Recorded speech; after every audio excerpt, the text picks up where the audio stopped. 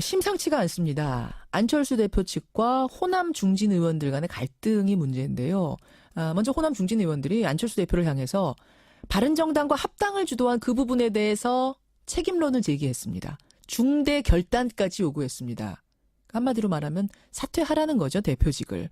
그러자 안철수 대표는 이런 모든 투덜거림에 대해 답할 필요가 없다. 끝까지 같이 못할 분이 있더라도 나는 나의 길을 가겠다라는 말로 정면 돌파를 선언한 겁니다. 한마디로 말하자면 나가실 분들, 마음에 안 드시는 분들은 나가셔라 라는 의미로도 해석이 되는 거죠. 사실 그동안에도 안 대표와 호남 의원들 간의 마찰은 있어 왔습니다만 지금처럼 이렇게 직접적으로 표출된 적이 없었습니다.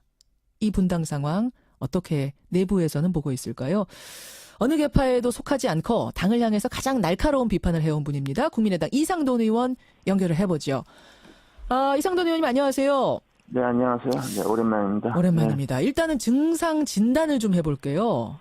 지금의 내분 상황이 어느 정도나 심각한 겁니까?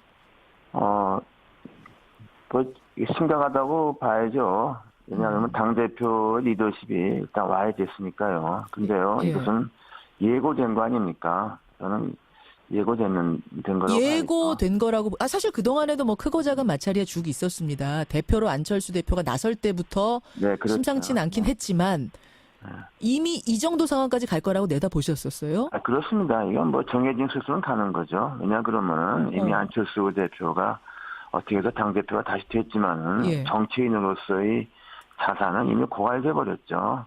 그렇지 않습니까? 왜 자산이 고갈됐다고 생각하세요? 대통령 선거까지 나갔던 건데. 대통령 선거에서 이미 그 자산이 고갈됐다고 봐야죠. 그걸 확인시켜줬다?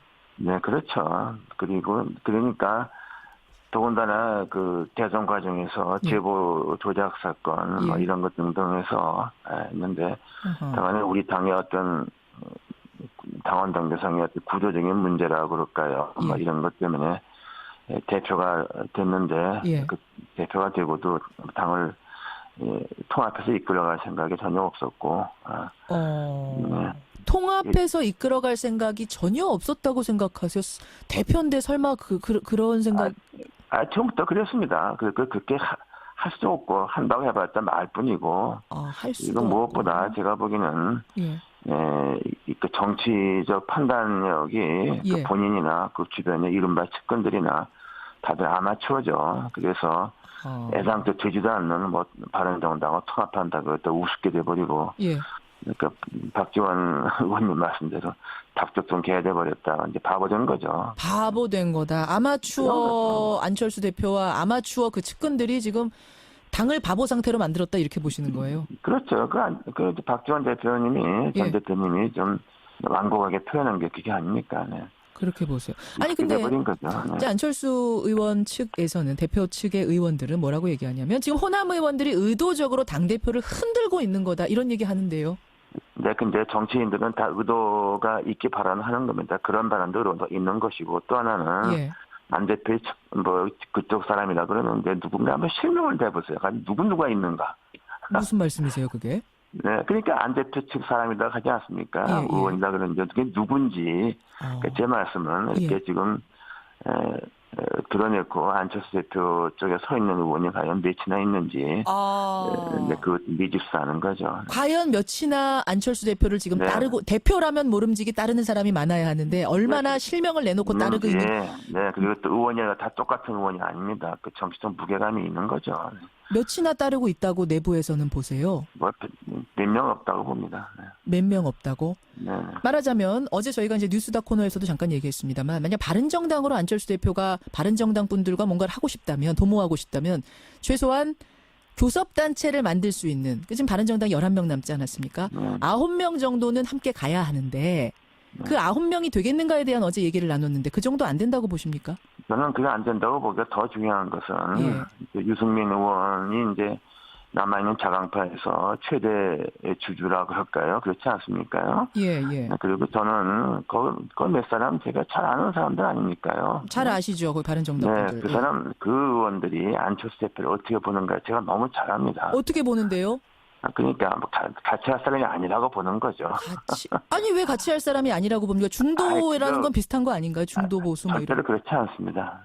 절대로 그렇지 않고요. 어떻게 바라보고 있죠? 역시 아마추어로 바라본단 말씀. 아마추어고 이미 뭐 정치적으로 이제 다 종친 사람이다 이렇게 보고 있는 겁니다. 종친 사람이라고까지. 이게 정치적 자산이 고갈됐다는 게 그 말이죠. 그리고 같이 뭐를 할 사람이 아니다 하고 이미 드러나지 않았습니까? 그러니까 절대로 그런 일이 생기지 않을 겁니다. 절대로 바른정당과 안철수계가 합하기는 어려울 거라고 지금 보세요. 네, 그건 어렵고 그렇게 하게 되면은 그냥 유승민 제가 앉아서 말씀드렸지만은 유승민 의원은 이제 그 정치적인 어떤 미래가 없어지는 거죠. 안철수 대표와 손잡는 순간 미래가 없어진다고요? 네, 그렇습니다. 왜 더 커지는 거 아닙니까? 시너지 내면서 윈윈하면서. 절대로 그렇지 않습니다. 1+1이 2가 됩니까? 모든 세상에.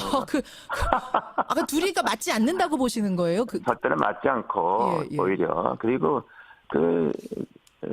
제가 그건 뭐 구태여 당선에서 이런 말씀드리기 어려운데 그런 일은 있을 수 없습니다.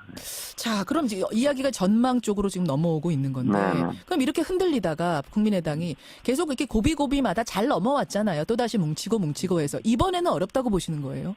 상당히 어렵죠. 그리고 이런 상태로 지방선거를 칠 수 있겠습니까? 그래서 지방선거가 어차피 민주당이 좀 우세한 선거가 되지만은 뭐 지금부터 우리가 좀 전열을 재정비하면은 우리가 가장 기대할 수 있는 호남에서는 그런대로 성과를 낼 수 있다고 보는데 이 상태로 가서는 좀 과연 되겠는가 이렇게 걱정하는 의원들이 많죠. 지금 그 말씀은 지방선거를 앞두고 있기 때문에 의원들이 제갈 길을 찾아야 하는 상황. 물론 지방선거가 결국 총선하고도 연결되는 거기 때문에 따라서 뭔가 움직임이 이번에는 있을 것이다 이렇게 보시는 거군요. 네, 그렇죠. 그리고 안철수 대표가 대표로서 과연 제대로 선거를 이끌 수 있겠나 뭐 이렇게 보는 사람들이 그 현장에서는 별로 없죠. 선거를 얼마나 잘 이끌겠느냐 이제 이런 얘기들이 나오면서 그럼 결국은 쪼개질 거라고 보신다는 말씀이신데. 네, 근데 그것이 이제 좀 같이 하기는 이미 좀 어렵다고 봅니다. 이미 그 강을 건넜다고 보시는 정도예요? 네, 선을 넘었죠. 이런 말이 나오면 다 선을 이미 넘은 겁니다. 이미 넘은 겁니까? 근데 이제 이것을 절차적으로 해결하기가 매우 어렵게 되어 있기 때문에 더 어려운 거죠. 말하자면 그게 뭐 12월 전 이렇게 해도 분당으로 갈 수 있다고 보세요? 근데 분당이라는 것은 우리 정당법에 없는 겁니다. 집단으로 탈당을 하든가, 그렇죠. 뭐 지도부가 뭐 사퇴하든가, 뭐 이러는 거지.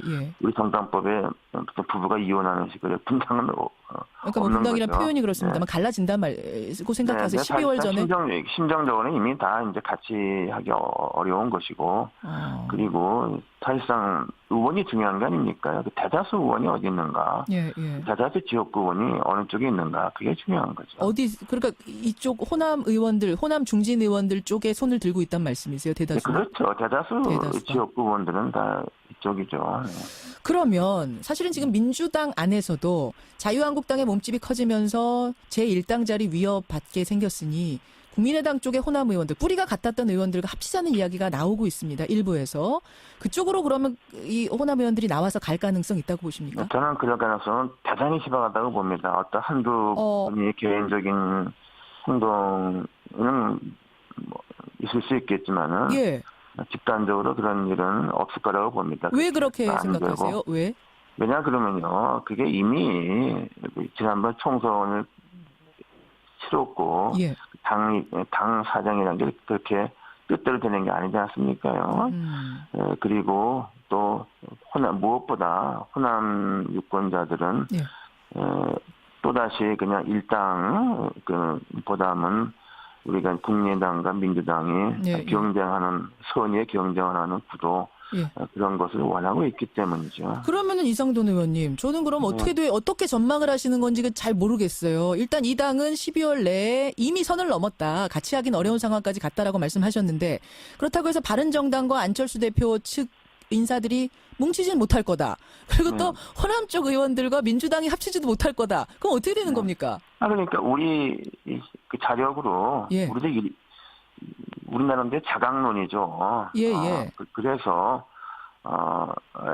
지방선거는 구도적으로 어려운 선거 아닙니까요? 그렇죠. 지방선거가 대선처럼 전국의 표를 누적하는 것도 아니고 총선처럼 정당 투표가 있는 것도 아니고 예. 지방선거는 타소선거제 아닙니까? 단체당. 어렵죠. 어려운 선거죠. 네, 그러니까 다자구도에서 소선거고 현대구도로서는 어려운 것은 사실이고. 예, 예. 다만 이제 호남에서는 우리의 의원들이 많이 계시니까 예.